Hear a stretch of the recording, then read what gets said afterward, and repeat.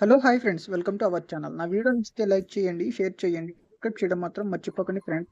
స్టోరీలోకి వెళితే modern movie ఫార్మాట్‌ను adapt చేసుకున్న నెక్స్ట్ పెండింగ్ ఆర్టిస్టులతో మూవీస్ పూర్తిగా తగ్గిపోయాయి. ఇక మరుగున పడ్డ నాటక రంగం గురించి మొన్న ఈ మధ్య వచ్చిన 'రంగమార్తాండ' తప్ప ఈ మధ్య కాలంలో కనీసం ప్రస్తావించిన తెలుగు మూవీ కూడా లేదు. ఈ రెండిటి కలయికలో తీసిన మూవీ 'ఉత్సవం'. కంటికి ఇంపుగా, తెర నిండుగా సీనియర్ ఆర్టిస్టులతో అర్జున్ సాయి తీశారు. గత మూవీ కొంతకాలంగా విడుదలకు నోచుకోలేక ఇబ్బందులు పడుతూ ఎట్టకేలకు ఆడియన్స్ ముందుకు వచ్చింది. ఎక్స్‌ప్లనేషన్: కళాకారులు కష్టాలను కళాత్మకంగా చూపించగలగడం ఒక ఆర్ట్. నాటకరంగం అంటేనే సహజత్వానికి ప్రతీక. అటువంటి కళారంగం నేపథ్యంలో కృత్రిమమైన సంభాషణలు, మనసులేని ప్రేమ కథలు, హృద్యమైన భావం కొరవడిన బంధాలతో తీసిన మూవీ 'ఉత్సవం'.